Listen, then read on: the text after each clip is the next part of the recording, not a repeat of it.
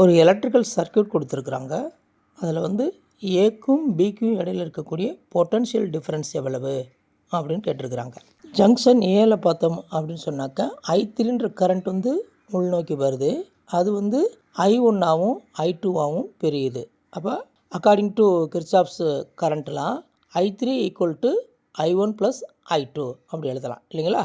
அப்போ I2 equal to I3 minus I1 that is nothing but minus 0.4 amps அப்படின்னு கிடைக்கும். ஏக்கும் பிக்கும் இடையில் பார்த்தோம்னு சொன்னாக்கா ஒரு ரெசிஸ்டர் இருக்குது, அது போக ஒரு சோர்ஸ் இருக்குது இல்லைங்களா? இந்த ரெசிஸ்டரால் ஏற்படக்கூடிய வோல்டேஜ் ட்ராப் பார்த்திங்கனாக்கா ரெசிஸ்டர் இன்ட்டு மைனஸ் 0.4 ஆம்ப்ஸ் போட்டுக்கிறணும். அதேமாதிரி சோர்ஸ் வந்து 6 வோல்ட்டுன்னு கொடுத்துருக்குறாங்க.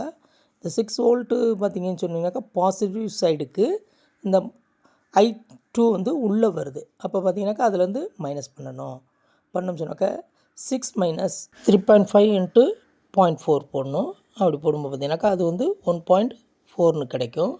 அப்போ 6 minus 1.4 is nothing but 4.6 volt. அப்போ ஏக்கும் பிக்கும் இடையில் இருக்கக்கூடிய பொட்டன்ஷியல் டிஃபரன்ஸ் வந்து 4.6 volt. Option B is the correct answer. Suppose வந்து பிக்கும் ஏக்கும் இடையில் இருக்கக்கூடிய பொட்டன்ஷியல் கேட்டிருந்தாங்கன்னா அது வந்து மைனஸ் 4.6 வோல்ட்டுன்னு எழுதணும். ஏன்னா பி வந்து பேட்டரியோட நெகட்டிவ் சைடில் கனெக்ட் ஆகிருக்கு.